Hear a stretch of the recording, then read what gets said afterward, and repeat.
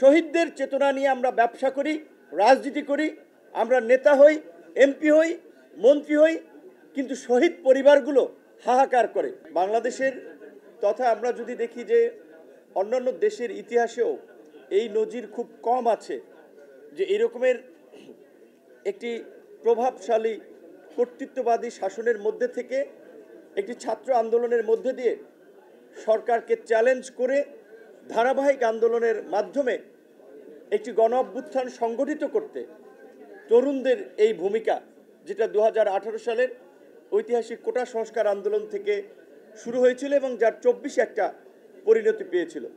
এবং আপনারা দেখেছেন যে এই আন্দোলন সংগ্রাম করতে গিয়ে আমি আমার সহকর্মীরা রাজপথে কতবার রক্তাক্ত হয়েছি,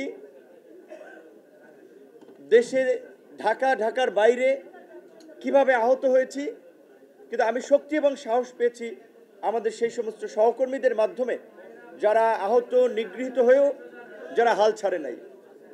এবং হাল ছাড়ে নাই বিধেই আপনারা দেখেছেন যেখানে রাজনৈতিকভাবে আন্দোলন সংগ্রাম কার্যত পর্যদস্ত হয়েছে, কোণঠাসা হয়েছে, সেখানে ছাত্র আন্দোলনের মধ্যে দিয়েই আমরা সেই গণ অভ্যুত্থানের প্রেক্ষাপটের দিকে দেশকে নিয়ে গেছি, দেশের মানুষকে নিয়ে গেছি।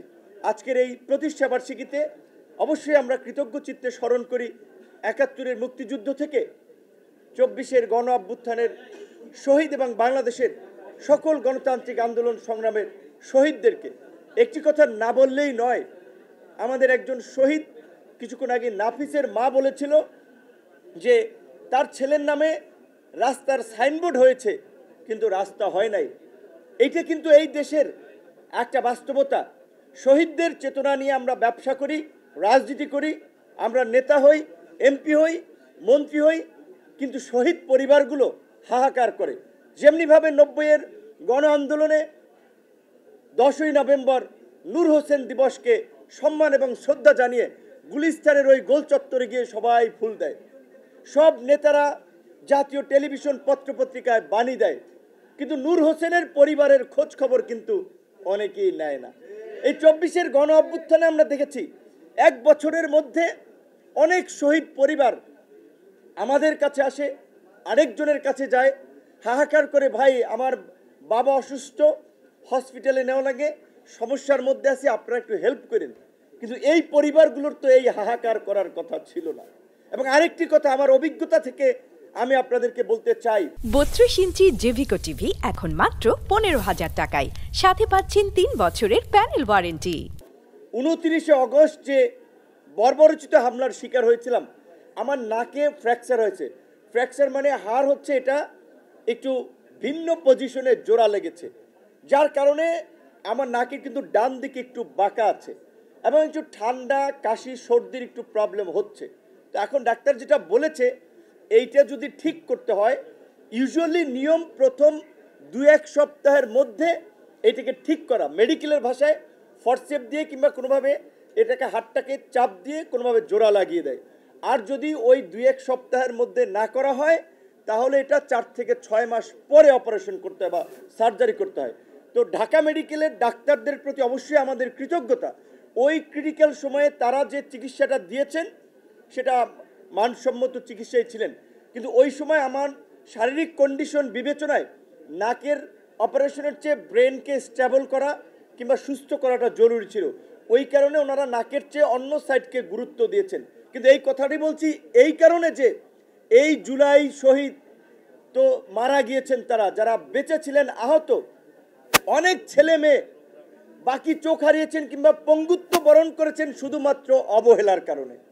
তাদেরকে বাইরে পাঠানো হয়েছে ঠিকই, কিন্তু 4 মাস 6 মাস পরে, 8 মাস পরে অনেককে বাইরে পাঠানো হয়েছে। তাদের নার্ভ তখন নষ্ট হয়ে গেছে, তাদের চিকিৎসা করালে শুরুর দিকে যেভাবে সুস্থ হতো সেই প্রেক্ষাপটটা ছিল না। তাহলে এই আহতদের এই পঙ্গুত্ব বরণের জন্য দায় নিতে হবে অন্তর্বর্তীকালীন সরকারকে, যারা এই আহতদের সুচিকিৎসার দায়িত্বে ছিলেন। আমাদের পরিষ্কার কথা যে এই সরকার ক্ষমতা গ্রহণের পরে প্রধানত 2টি দায়িত্ব তাদের নেওয়ার কথা ছিল, যেগুলো আমরা শুরু থেকে বলেছিলাম। প্রথম হচ্ছে শহীদ পরিবারগুলোকে চিহ্নিত করে রাষ্ট্রীয় সম্মাননা জানানো, আহতদের সুচিকিৎসা নিশ্চিত করা কিন্তু আহতদের সুচিকিৎসা হয় নাই। তো আমরা চাই যে এখন এই সরকার আছে, এই আন্দোলনের সংগঠক নেতৃবৃন্দ আছে, শহীদ পরিবারগুলোকে, এই আন্দোলনের সংগঠকদেরকে ধারণ করতে হবে, আমাদেরকে মনে রাখতে হবে। আমি ব্যক্তিগতভাবে খুশি যে আজকে কয়েকজন শহীদ পরিবার এখানে উপস্থিত হয়েছেন। আমার অসুস্থতা এবং একটা জটিলতার কারণে এইবারের কোনো প্রোগ্রামে আসলে আমি দায়িত্ব কাউকে ফোন কলও দেই নেই। আমাদের অন্যান্য নেতৃবৃন্দ আয়োজন করেছে, আমরা একটু লেটে শুরু করেছি, নেতৃবৃন্দ এসেছেন, বক্তব্য দিয়েছেন, যার ফলে হয়তো শহীদ পরিবারগুলোকে নিয়ে যেভাবে আমাদের একটা আয়োজনটা ছিল গুছানো, এইখানে কয়েকজনের ছবি দেখা যাচ্ছে।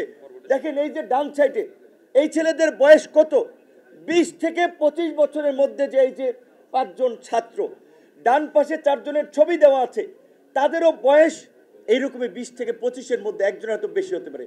এই আন্দোলনের ম্যাক্সিমাম যারা শহীদ হয়েছেন দেখবেন যে তারা ছাত্র, যুবক এবং তরুণ। তো এই তরুণরা কেন জীবন দিয়েছিল, কেন রাজপথে বন্দুকের নলের মুখে দাঁড়িয়েছিল? কারণ তারা এই ফেসিবাদের নির্মম নিষ্ঠুরতা তারা চোখে দেখেছিল।